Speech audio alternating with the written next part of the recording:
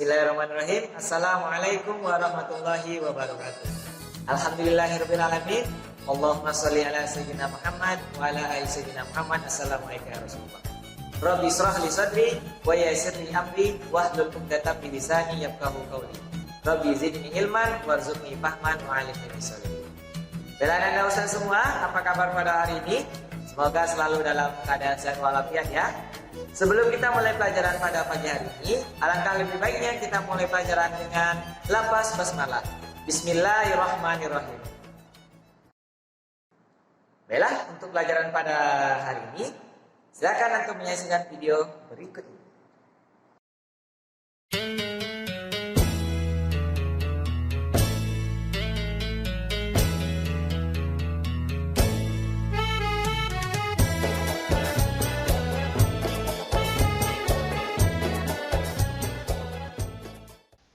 Baiklah, Ananda Ustadz semua, kembali lagi kita belajar Arab Melayu bersama Ustadz Rendra Adi Setiawan.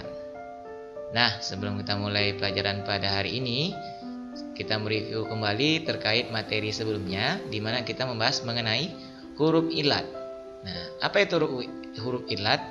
Huruf ilat adalah huruf pengganti huruf konsonan, di mana huruf ilat itu ada 3, yaitu huruf alif, huruf ya, dan huruf waw. Nah, pada hari ini kita akan mempelajari mengenai ini dia, varian penulisan Arab Melayu. Nah, di sini karena Ananda pasti pernah melihat tulisan Arab Melayu yang berbeda-beda. Nah, hari ini kita akan membahas mengenai varian penulisan Arab Melayu.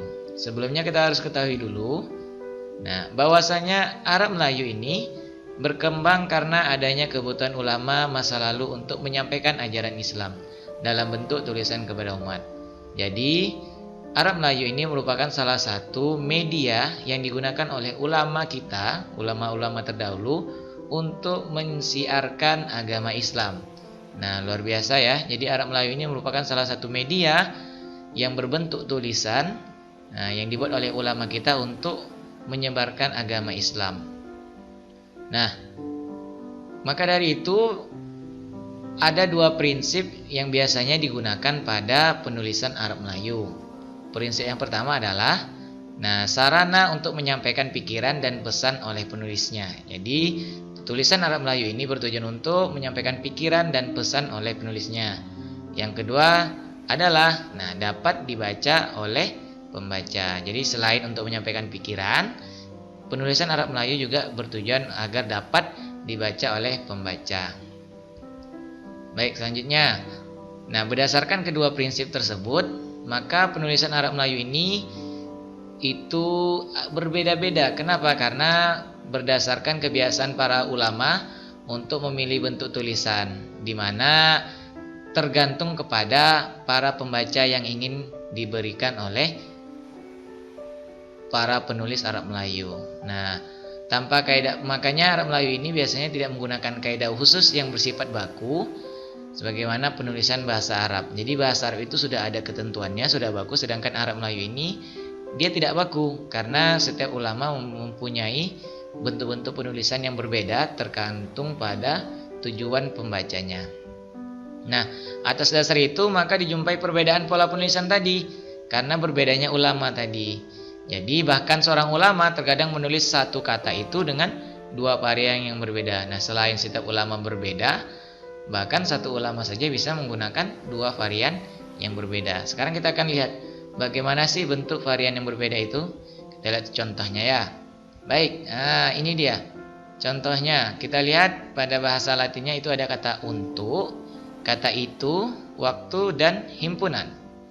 Pada varian pertama, itu pada penulisan Arab Melayu, varian pertama untuk kata untuk. Ini ada alif hamzah bertemu waw, nun, ta, dan ko. Ini seperti yang kita bahas sebelumnya, huruf ilat, di mana u itu adalah huruf alif hamzah bertemu dengan waw. Ini digunakan pada varian pertama. Sedangkan pada varian kedua, bisa Ananda lihat sendiri, ini tidak ada huruf wawnya. Tetapi ini juga dibaca untuk.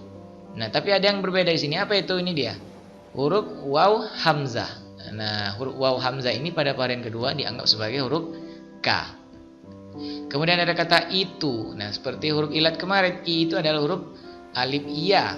Nah, ini bisa dibaca itu. Atau pada varian kedua, tu-nya itu dimatikan menggunakan huruf waw. Nah, menjadi itu.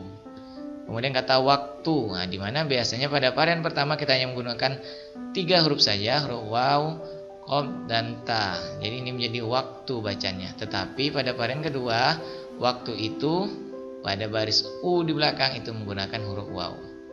Nah, dan. Nah, karena dan ini adalah huruf da ini adalah besar ataupun tidak mati, hidup, maka ditambah alif pada varian pertama.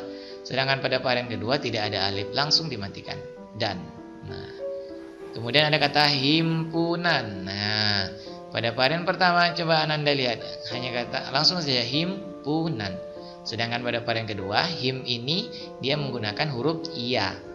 Nah, himpunan. Nah, jadi ini pada kata-kata Latin saja untuk Arab Melayu itu memiliki varian-varian yang berbeda tergantung cara pengucapannya yang pas sesuai dengan bahasa Melayu. Seperti yang Ustadz bilang, jadi Ananda memang harus memperkuat bahasa-bahasa yang ada pada suku Melayu. Jadi dengan antum memiliki kosakata bahasa Arab Melayu, antum akan lebih mudah untuk membaca Arab Melayu. Oke, Ananda?